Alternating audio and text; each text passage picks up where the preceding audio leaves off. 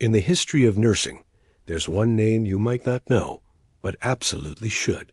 A story of incredible resilience, compassion, and a will so strong it could defy empires and wars. This is the story of Mary Seacole, a Jamaican-born nurse who became a legend on the battlefields of the Crimean War. Born in Kingston, Jamaica, in 1805, Mary was the daughter of a Scottish army officer and a free Jamaican woman. Her mother was no ordinary woman. She was a respected healer who ran a boarding house for sick and injured soldiers. This was Mary's first classroom. From a very young age, she watched her mother, learning the secrets of traditional Jamaican medicine and developing a deep, abiding passion for healing. She didn't just learn about remedies. She learned about care, about offering comfort to those in pain.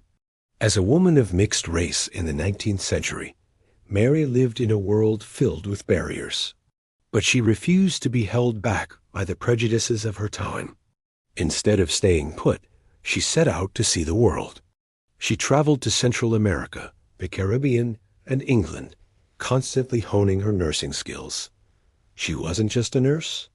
She was an entrepreneur and a scientist in her own right. During a cholera epidemic in Panama, she conducted her own research, performing an autopsy to better understand the disease, something unheard of for a woman, let alone a woman of color, at the time. Her reputation as a skilled and compassionate healer began to spread far and wide. Then, in 1853, the Crimean War erupted, a brutal conflict pitting the British, French, and Ottoman empires against Russia. News of the horrific conditions and high death toll reached Mary, and she knew she had to help. Filled with a sense of duty, she traveled thousands of miles to London. She went straight to the War Office, offering her hard-won experience as a nurse. She had more practical, hands-on knowledge than almost anyone, but she was rejected. Time and time again, she was turned away, with polite excuses that couldn't hide the real reason, the color of her skin. The official nursing missions, including the one led by Florence Nightingale, had no place for her. But Mary Seacole was not a woman who took no for an answer. If the system wouldn't have her, she would create her own system. In a breathtaking act of determination, she decided to go to Crimea on her own dime. She gathered her own funds, bought her own supplies, and set sail for the war zone. Near the British camp outside Balaclava, she established a place that would become legendary, the British Hotel. Now, this was no ordinary hotel. It was a combination of a general store, a restaurant, and most importantly, a sanctuary for sick and wounded soldiers. It was a clean, comfortable place where they could get a good meal, rest, and receive medical care away from the filth and chaos of the army hospitals. The soldiers quickly came to see it as a home away from home. And at the heart of it all was Mary, whom they affectionately began to call Mother Seacole. Her work didn't stop at the host's door.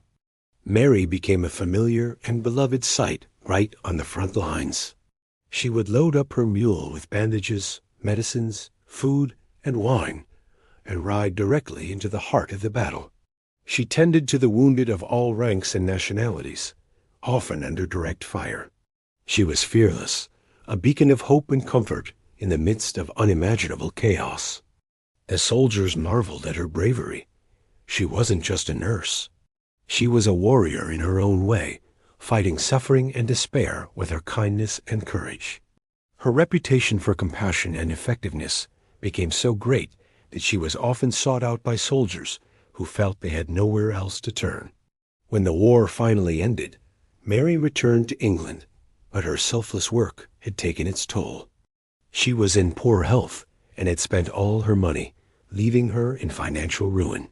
But the men she had cared for never forgot their Mother Seacole. When they heard of her plight, soldiers, from common privates to generals, rallied to her cause. They wrote letters to newspapers, praising her heroism and condemning the official neglect she had suffered. They organized a massive fundraising gala to support her, a testament to the immense love and respect she had earned. To tell her own story, she published her autobiography, Wonderful Adventures of Mrs. Seacole in Many Lands. It was an instant bestseller, captivating the public with its tales of adventure, prejudice, and unwavering perseverance. For a brief moment, Mary Seacole was one of the most famous women in Britain.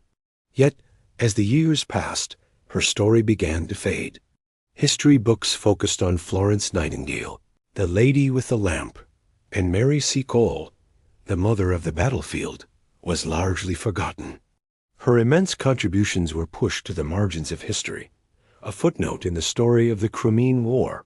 For over a century, her legacy lay dormant, waiting to be rediscovered. And rediscovered it was. In recent decades, historians and activists have worked tirelessly to bring Mary Seacole's story back into the light.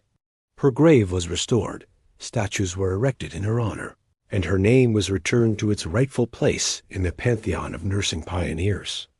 Today, she is celebrated not just as a nurse, but as a trailblazer who shattered racial and social barriers.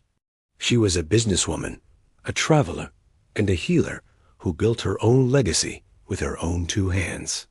Mary Seacole's life teaches us that true greatness isn't about official titles or recognition. It's about the courage to act, the compassion to care, and the resilience to never, ever give up. Thank you so much for watching. If you found this story as inspiring as I do, please hit that like button and subscribe for more stories of incredible figures from history.